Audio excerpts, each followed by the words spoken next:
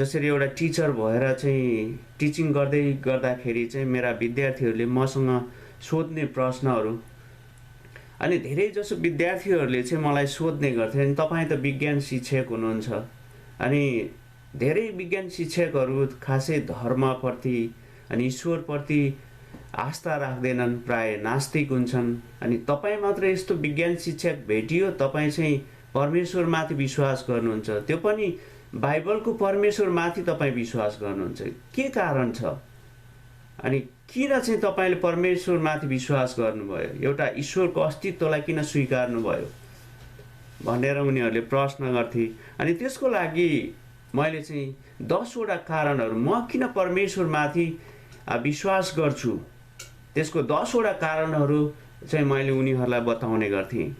म सानैदेखि नै अलिकति ईश्वरको आस्थाप्रति चाहिँ म त्यति झुकाव थिएन मेरो। अनि पछि हाई स्कुल र कलेजको केही वर्षहरूमा आइसकेपछि नास्तिक, ईश्वरप्रति आस्था नभएको व्यक्ति म थिएँ। तर केही कुराहरूले, यी 10 वटा कारणहरूले गर्दाखेरि म चाहिँ नास्तिक रहिरहन सकिनँ। अनि मैले प्रार्थना गरेको कारणले गर्दाखेरि परमेश्वरले चाहिँ मेरो प्रार्थनाको उत्तर दिएको कारणले म परमेश्वरमाथि विश्वास गरेको होइन। अनि बाइबल पढेको कारणले पनि मैले विश्वास गरेको होइन। अनि मैले चाहिँ बिग ब्याङ थ्योरी पढेको कारणले गर्दाखेरि चाहिँ मैले परमेश्वरमाथि विश्वास गरेँ। किनभने बिग ब्याङ थ्योरीले के भन्दछ भने एउटा अत्याधिक घनत्व र अत्याधिक ताप भएको एउटा बिन्दुबाट चाहिँ यो ब्रह्माण्डको सुरुवात भएको हो भनेर भन्छ। र आज वैज्ञानिकहरूले यो कुरालाई चाहिँ मानेका छन्। अनि जब यो कुराहरू हेर्दै थिएँ, यसको मतलब यो जुन ब्रह्माण्डमा हामी बसेका छौँ, यो ब्रह्माण्डको पनि सुरुवात रहेछ। It has beginning, the universe has beginning. अनि त्यो अत्याधिक घनत्व र अत्याधिक ताप भएको एउटा बिन्दु कुनै कारणवश विस्फोट भएर, एउटा धमाका विस्फोट भएर चाहिँ यो ब्रह्माण्डको सुरुवात भएको भनेर चाहिँ बिग ब्याङ थ्योरीले बताउँदछ। अनि त्यो बिग ब्याङ थ्योरी पढ्दै गर्दाखेरि this universe has a beginning, यसको सुरुवात भएको रहेछ। अनि त्यो कुरा भइसकेपछि अनि मैले यो बाइबलको परमेश्वरले चाहिँ गर्नुभएको कुरा, जुन उत्पत्ति 1को 1 अध्यायमा बाइबलको परमेश्वरले चाहिँ बताउनु भएको कुरालाई चाहिँ त्यो बिग ब्याङ थ्योरीको कुरासँग चाहिँ एकदमै मिल्दोजुल्दो भएको पाएँ। जुन उत्पत्ति 1को 1 मा जुन हिब्रू भाषामा पढ्ने भने 7 वटा शब्दहरू छन् र नेपालीमा पनि 7 वटै शब्दहरू छन्, तर अङ्ग्रेजीमा पढ्ने भने 10 वटा शब्दहरू छन्। र यो 7 वटा शब्दहरूले नै यो ब्रह्माण्डको सृष्टिलाई चाहिँ स्पष्टसँग बताएको छ। अनि यो हेर्दै गर्दाखेरि बाइबलको परमेश्वरलाई चाहिँ समय, ठाउँ र पदार्थले कुनै पनि प्रभाव पार्दैन रहेछ। यदि समय, ठाउँ र पदार्थले प्रभाव पार्ने हो भने उहाँ परमेश्वर नै होइन। जब परमेश्वरले पदार्थ बनाउनु भयो तर ठाउँ भएन भने त्यो पदार्थ कहाँ राख्ने? पदार्थ राख्नको लागि ठाउँ चाहियो। त्यसैले परमेश्वरले ठाउँ, स्पेस बनाउनु भयो। परमेश्वरले पदार्थ र ठाउँ दुवै बनाउनु भयो, तर समय भएन भने ती दुवै कहिले राख्ने? त्यसैले परमेश्वरले समय पनि सृष्टि गर्नुभयो। अनि उत्पत्ति 1को 1 ले भन्छ, आदिमा परमेश्वरले आकाश र पृथ्वी सृष्टि गर्नुभयो। यो आकाश भन्दै गर्दाखेरि त्यो चाहिँ एउटा खुल्ला ठाउँ हो र यो पृथ्वीले चाहिँ पदार्थलाई जनाउँदछ। र यो ठाउँ र पदार्थ उहाँले बनाइसक्नु भएपछि त्यो कहिले राख्ने, त्यसको लागि उहाँले समय पनि बनाउनु भयो। यसरी परमेश्वरले समय, ठाउँ र पदार्थलाई एकैसाथ अस्तित्वमा ल्याउनु भयो। किनकि यी एकैसाथ अस्तित्वमा नआएको भए ठाउँ मात्र भएर पनि, पदार्थ मात्र भएर पनि त्यो कहाँ कहिले राख्ने भन्ने कुरालाई चाहिँ स्पष्ट हुँदैन थियो। त्यसै कारणले यो उत्पत्ति 1को 1 ले चाहिँ यी सबै कुराहरूलाई चाहिँ एकदम स्पष्टसँग बताएको छ कि आदिमा परमेश्वरले आकाश र पृथ्वी सृष्टि गर्नुभयो। जब हामी आदिमा इन द बिगिनिङ भन्छौँ त्यसले चाहिँ समयलाई बुझाउँछ। समय के हो त? भूत, वर्तमान र भविष्य, त्यसको तीनवटा आयामहरू छ।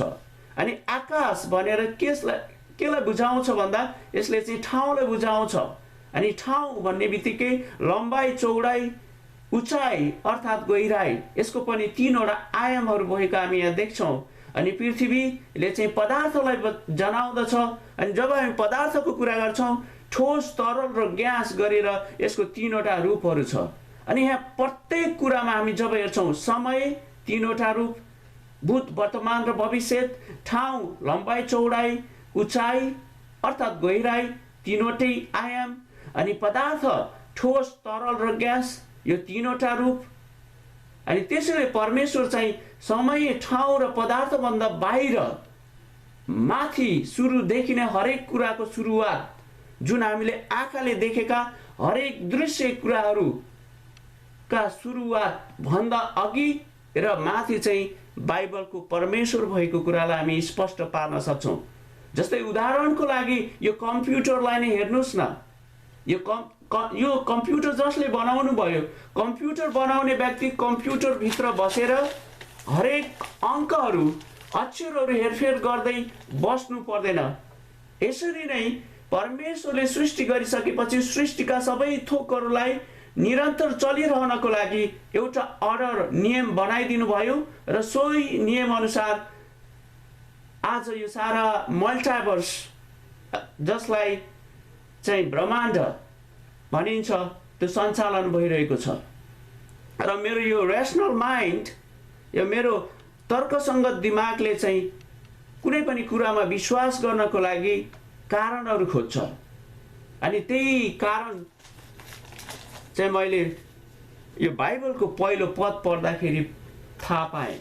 The order and design of the cosmos points to a designer. यो सारा ब्रह्माण्डको संरचना र व्यवस्थित क्रमबद्धताले चाहिँ एउटा डिजाइनरलाई खोज्दछ।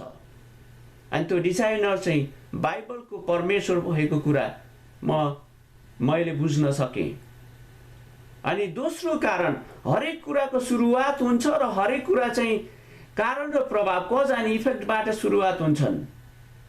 अनि त्यो दोस्रो कारण चाहिँ यही बिग ब्याङ थ्योरी, कारणवश कुनै एउटा पोइन्टबाट सुरु भयो र कारणवश एउटा विस्फोट भएर चाहिँ फैलिँदै आएको कुरा।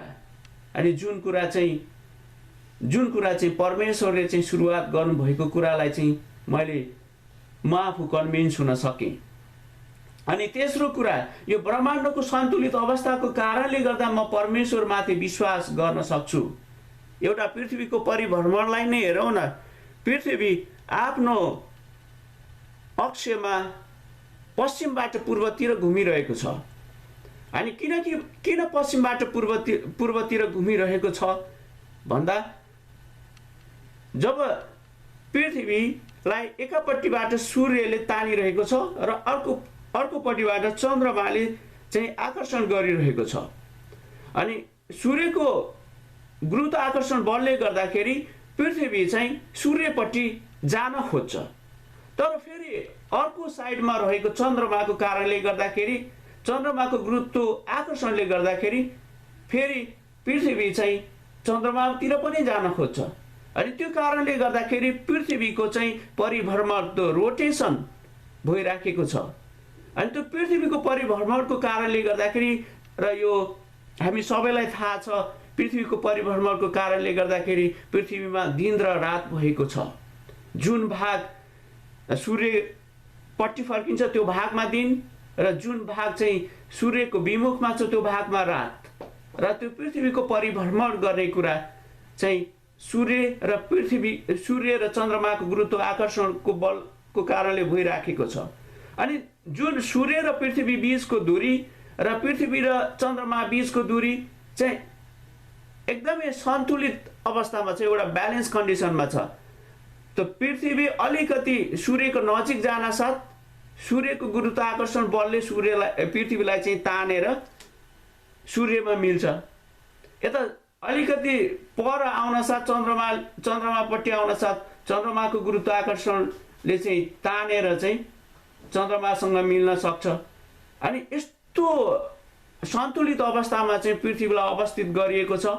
अनि यो खालको जुन कम्प्लेक्स डिजाइन अनि अर्डर चाहिँ पक्कै पनि एउटा इन्टेलिजेन्ट माइन्डको आवश्यकता पर्दछ र त्यो इन्टेलिजेन्ट माइन्ड चाहिँ परमेश्वर हुनुहुन्छ भनेर मैले विश्वास गर्न सक्छु। अनि हरेक कुराहरू बाई चान्स संजोगले भएको हुँदै होइन र कति पटक चाहिँ कति वैज्ञानिकहरूले भन्छन् बाई एक्सिडेन्ट दुर्घटनाबाट भएको हो यो भनेर भन्छन्। तर मलाई चाहिँ मेरो विवेकले दिँदैन कि यो चाहिँ यो ब्रह्माण्ड चाहिँ दुर्घटनाबाट बाई एक्सिडेन्ट भएको भन्ने कुरामा म मान्न सक्दिनँ। त्यो चाहिँ मेरो लागि हास्यास्पद कुरा हो। जस्तै उदाहरणको लागि जुलाई 20, 1969 जब एपोलो 11 चाहिँ चन्द्रमामा पहिलो पटक मानव सहित चन्द्र सतहमा चाहिँ अवतरण भयो। अनि त्यहाँ चाहिँ दुईजना अन्तरिक्ष यात्रीहरू थिए। एकजना चाहिँ प्रभु येशू ख्रीष्टमाथि विश्वास गर्नुहुन्थ्यो र अर्को चाहिँ स्केप्टिकल हुनुहुन्थ्यो। अनि त्यहाँ जब उनीहरू चाहिँ चन्द्र सतहमा पुगे अनि त्यसपछि जसले चाहिँ परमेश्वरमाथि विश्वास गर्नुहुन्थ्यो, परमेश्वरमाथि विश्वास गर्ने अन्तरिक्ष यात्रीले चाहिँ उनको सहकर्मीलाई बताउनु भयो बाई एक्सिडेन्ट हामी चन्द्र सतहमा अवतरण हुन सकियो। अनि त्यसपछि तुरुन्तै ती स्केप्टिकल सहकर्मीले भन्छन् के को संजोगले के को एक्सिडेन्टले आइपुग्नु नि, संसारका सबैभन्दा स्मार्ट भनेका वैज्ञानिकहरूको हजारौं वैज्ञानिकहरूको सहकार्य र लाखौं करोडौं घण्टाहरू खर्चिएर समय शक्ति र बुद्धि प्रयोग गरेर यहाँसम्म आइपुगेका छौँ। तिमी चाहिँ के बाई एक्सिडेन्ट हामी आइपुग्यौँ भनेर भन्छौ। अनि त्यसपछि त्यो विश्वासी अन्तरिक्ष यात्रीले जवाब दिन्छन् एउटा जाबु रकेट निर्माण गरेर चन्द्रमामा आउनको लागि त यति धेरै ज्ञान बुद्धि समय र शक्ति खर्चिनु पर्छ र योजना बनाउनु पर्छ भने यो सारा ब्रह्माण्ड मल्टिभर्स जुन अति कम्प्लेक्स छ त्यसको लागि झन् परमेश्वरले कति योजना बनाएर डिजाइन गर्नु पर्यो होला। तर किन मानिसहरू यस्तो कम्प्लेक्स युनिभर्सलाई चाहिँ बाई एक्सिडेन्ट उत्पत्ति भयो भन्ने कुरामा विश्वास गर्छन्। A complex design demands an intellectual mind, intellectual designer. अनि त्यसपछि स्केप्टिकल अन्तरिक्ष यात्री उनलाई नजवाब भएर उनलाई हेरे हुन्छन् र जुन परमेश्वरमाथि विश्वास गर्ने अन्तरिक्ष यात्री एडविन एल्ड्रिनले चाहिँ यूहन्ना 15:5 पद पढेर प्रभु भोज लिएका थिए र चन्द्र सतहमा सबैभन्दा पहिला मानिसले खाएको खानेकुरा चाहिँ प्रभु भोज थियो। पाँचौं कारण जस्तै एउटा कोषमा भएको सिंगल डिएनएमा यति धेरै डेन्सली प्याक्ड इन्फर्मेसनहरू छन्, अत्याधिक सूचना जानकारीहरू खादिएर रहेका छन्। जुन संरचना चाहिँ बनेको छ त्यसको लागि एउटा इन्टेलिजेन्ट माइन्डको खाँचो पर्छ भन्ने कुरामा म चाहिँ विश्वस्त हुन्छु। अनि त्यो कारणले पनि म परमेश्वरमाथि विश्वास गर्छु। त्यो किसिमको संरचना परमेश्वर बाहेक अरू कसैले पनि डिजाइन गर्न नै सक्दैन। अनि छैटौं कारण जीवनबाट नै आउँछ, न कि निर्जीव वस्तुहरूबाट जीवनको उत्पत्ति भएको हो। अनि जब 19औं शताब्दीमा लुई पास्चरले चाहिँ एउटा एक्सपेरिमेन्ट गर्नुभएको थियो, त्यो एक्सपेरिमेन्ट नगर्दासम्म चाहिँ एरिस्टोटलको जुन एउटा आइडिया थियो जीवन चाहिँ निर्जीव वस्तुहरूबाट उत्पत्ति भएको भन्ने कुरा चाहिँ संसारका मानिसहरूले विश्वास गर्थे। Life comes from non life. तर जब लुई पास्चरले चाहिँ एउटा एक्सपेरिमेन्ट गर्नुभयो र त्यो एक्सपेरिमेन्टबाट चाहिँ एउटा कुरा चाहिँ थाहा भयो, जीवनबाट नै आउँछ। र आज 100% वैज्ञानिकहरूले आखिर जीवन चाहिँ जीवनबाट नै आउने रहेछ, त्यो चाहिँ नन लाइफ अथवा निर्जीव वस्तुबाट चाहिँ होइन रहेछ भन्ने कुरा चाहिँ थाहा गरे। अनि त्यसको लागि अब जब हामी यो उत्पत्तिकै पुस्तकमा हेर्छौँ भने जब परमेश्वरले यहाँ विभिन्न किसिमका वनस्पतिहरू, जनावरहरू, मानिस बनाउँदै गर्दाखेरि यहाँ धेरै कुराहरू हामी हेर्न सक्छौँ। म एउटा पद मात्र म तपाईँहरूलाई पढेर सुनाउँछु। उत्पत्ति 1:11 पदमा, तब परमेश्वरले भन्नुभयो, भूमिले वनस्पति, बिउ हुने बोट बिरुवाहरू र आफ्नो आफ्नो किसिमको बिउ हुने फल फल्ने वृक्षहरू पृथ्वीमा उमारोस्। तब त्यस्तै भइहाल्यो। 12 पद पनि, भूमिले वनस्पति, बिउ हुने बोटहरू र आफ्नो आफ्नो किसिमको बिउ हुने फल फल्ने वृक्षहरू उमार्यो। अनि परमेश्वरले हेर्नुभयो, त्यो असल थियो। अनि आज संसारमा कुनै पनि वनस्पतिलाई हेर्नुभयो भने सुन्तला रोपेर हामी स्याउ खोज्दैनौँ। सुन्तलाको बिरुवामा हामी सुन्तला नै हेर्छौँ र स्याउको बिरुवा रोपेर हामी स्याउ नै खोज्छौँ। अनि जब यसको आधारभूत कुरालाई हेर्ने हो भने, जुन हामी यो बाइबलको एक्युरेसीको कुरा गर्ने हो भने, परमेश्वरले जसरी त्यो कुरालाई सृष्टिको सुरुमा राख्नुभयो त्यही कुरा आजको दिनसम्म हुँदै आइराखेको छ। जस्तै फुल फुल्ने बिरुवाहरूबाट फुल फुल्ने बिरुवाहरू नै आउँदछन्। अनि अण्डा पार्ने जीवहरूबाट अण्डा पार्ने जीवहरूकै उत्पत्ति भएको छ। अनि सिधै बच्चा जन्माउने जीवहरूबाट सिधै बच्चाहरू उत्पादन भएको छ। जुन कुरा परमेश्वरले सृष्टिको सुरुवातमा नै त्यो एउटा प्रक्रियाको रूपमा यो संसारमा राखिदिनु भयो। अनि त्यही कुरा चाहिँ आज चल्दै आइराखेको छ। अब बिचमा मानिसहरू चाहिँ आफूलाई धेरै जान्ने भएर विभिन्न खालका थ्योरीहरू आउँछ। अनि त्यो केही समय टिक्छ, 1 दशक 2 दशक 3 दशक टिक्छ, बढीमा 1 शताब्दी टिक्छ। तर जब वैज्ञानिकहरूले त्यो कुराहरू खोजी गर्दै जान्छन् र वास्तविकता चाहिँ फेरि यही बाइबलसँग आएर नै ठोक्किन्छ र मिल्छ। त्यहाँ बाइबलले भनेका शाश्वत सत्यहरू नै आजको दिनमा प्रमाणित भएको छ।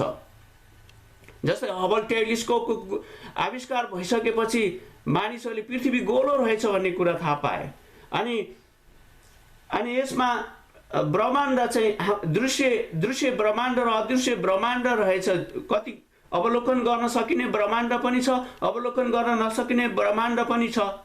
अनि यो दृश्य ब्रह्माण्ड, अदृश्य ब्रह्माण्ड, जसलाई मिलाएर चाहिँ अहिले वैज्ञानिकहरूले नयाँ टर्मिनोलोजी प्रयोग गर्नुभएको छ, जस्तै मल्टाभर्स भनेर। अब त्यसको नेपाली नाम अझै पनि आइसकेको छैन बजारमा। अनि ती सबै कुराहरू हेर्दाखेरि अनि यो मल्टाभर्समा यो ब्रह्माण्ड चाहिँ उत्तरतिर फैलिरहेको छ भन्ने कुरा चाहिँ यो हबल टेलिस्कोपले गरेको अवलोकनबाट थाहा भयो। जुन कुरा हजारौँ वर्ष अघि बाइबलमा लेखिएको छ, यशाया अगमवक्ताद्वारा, ओयल अगमवक्ताद्वारा लेखिएको छ। आखिर उनीहरू त कहिल्यै पनि पृथ्वीभन्दा बाहिर गएर त उनीहरू हेरेका थिएनन्, पृथ्वीको अवलोकन गरेका थिएनन्, यो ब्रह्माण्डको अवलोकन गरेका थिएनन्। यिनीहरूले चाहिँ कसरी जाने कि यो ब्रह्माण्ड चाहिँ उत्तरतिर फैलिरहेको छ। अनि त्यो हुनाले आज वैज्ञानिक जुन इन्भेन्सनहरू, आविष्कारहरू भइरहेको छ, त्यसले चाहिँ बाइबलको एक्युरेसीलाई चाहिँ एकदमै प्रमाणित गरिरहेको छ। हुन त यो बाइबल एउटा विज्ञानको पुस्तक होइन, तर जुन बाइबलमा लेखिएका जुन आधारभूत कुराहरू छन्, ती आधारभूत कुराहरू चाहिँ आजको विज्ञानका आविष्कारहरूले चाहिँ झन् थप प्रमाणित गरिरहेको कुरा हामी पाउँछौँ। र 7औं कारण, मानिसको उत्पत्ति अनि मानिसको जीवनको अर्थ अनि नैतिकता र भाग्य, ओरिजिन, मिनिङ, मोरालिटी एन्ड डेस्टिनीको विषयमा बाइबल यो परमेश्वरको वचनले मात्र स्पष्ट व्याख्या गर्न सकेको छ। र बाइबलले जस्तो स्पष्ट अरू कुनै पनि प्राचीन शास्त्रहरूले चाहिँ व्याख्या गर्न सकेको छैन। त्यो कारणले पनि म बाइबलको परमेश्वरमाथि विश्वास गर्न सक्छु। अनि मैले प्रेमको अनुभव गर्न सकेको छु, किनकि परमेश्वर प्रेम हुनुहुन्छ। यदि परमेश्वर प्रेम हुनुहुन्न थियो भने यो प्रेम चाहिँ एउटा बायोकेमिकल रियाक्सन मात्र हुन्थ्यो। आज मैले प्रेमको अनुभव गरेको कारण चाहिँ परमेश्वरको कारणले नै हो। त्यही हुनाले परमेश्वरको अस्तित्वलाई मैले आत्मसात गर्नुको कारण, किनकि मैले त्यो प्रेमको अनुभव गर्न सकेको छु। 9औं कारण, परमेश्वरले मानिसलाई दिनुभएको स्वतन्त्र इच्छा फ्री विल हो। यदि फ्री विल हुँदैन थियो भने मानिस चाहिँ एउटा यन्त्र मेसिन जस्तो मात्र हुन्थ्यो। किनकि जसरी एउटा रिमोट कन्ट्रोलले चाहिँ मेसिनहरूलाई अपरेट गरिरहेको हुन्छ, सञ्चालन गरिरहेको हुन्छ, त्यसरी नै मानिस पनि एउटा रिमोट कन्ट्रोलबाट सञ्चालित एउटा मेसिन जस्तो मात्र हुन्थ्यो। तर परमेश्वरले जुन हामीलाई फ्री विल स्वतन्त्र इच्छा दिनुभयो, यतिसम्म कि हामी खराबै कुरा पनि हामी आफ्नो इच्छा अनुसार गर्न सक्छौँ। त्यो स्वतन्त्र इच्छा दिनुभएको कारणले गर्दाखेरि मैले चाहिँ परमेश्वरको अस्तित्वलाई चाहिँ आत्मसात गर्न सकेँ। र अन्तिम 10औं कारण, प्रत्येक मानिसमा, म पनि त्यसभित्र पर्छु, यो शारीरिक मृत्युपछि त्यहाँ अर्को किसिमको जीवन छ जुन लाइफ आफ्टर डेथ। त्यो कुरा प्रति झुकाव हरेक मानिसहरूमा त्यो प्रति झुकाव छ। यसले चाहिँ के कुरालाई स्पष्ट पार्दछ भने परमेश्वर हुनुहुन्छ भन्ने कुरालाई चाहिँ स्पष्ट पार्दछ। किनकि त्यो किसिमको परमेश्वरले आफूप्रति आकर्षित हुने त्यो किसिमको ड्राइभ मानव जातिमा राखिदिनु भएको छ। अनि यी सबै कारणहरूले गर्दाखेरि म चाहिँ एउटा नास्तिक भएर रहिरहन सकिनँ र बाइबलको परमेश्वर नै एकमात्र सत्य परमेश्वर हुनुहुन्छ भन्ने तथ्यमा मैले विश्वास गर्न सकेँ। धन्यवाद। धन्यवाद दाइ। साँच्चै नै एउटा मलाई पनि धेरै हजुरले भन्नुभएको मध्ये धेरै कारणहरू पर्छन् जसले गर्दा मैले परमेश्वरमा विश्वास गरेँ। मलाई पनि धेरै देवी देवताहरू हुन्छन् भन्ने कुरा कहिले पनि विश्वास लागेन मलाई पनि, किनभने सत्य एउटै हुनुपर्छ भन्ने हिसाबले एउटै परमेश्वर हुनुहुन्छ भन्ने लाग्यो। त्यसपछि अनि यो दाइले भन्नुभयो जस्तो जसरी चाहिँ के अरे चिनीबाट कमिला निस्क्यो होइन, अनि एउटा नन लिभिङ फर्मबाट गोबरबाट चाहिँ ती साना किराहरू निस्क्यो भन्ने जस्तो कुराहरूमा मलाई पनि विश्वास लागेन। अनि मलाई पनि एकजना त्यो यस्तो यो डिजाइन नै यसरी भएको जस्तो पर्फेक्ट छ कि यसलाई बनाउने कोही हुनुपर्छ भन्ने कुराहरूबाटै मेरो पनि एउटा चाहिँ क्युरियोसिटी, एउटा रिसर्च सुरु भएको हो। प्रभुलाई धन्यवाद होस्।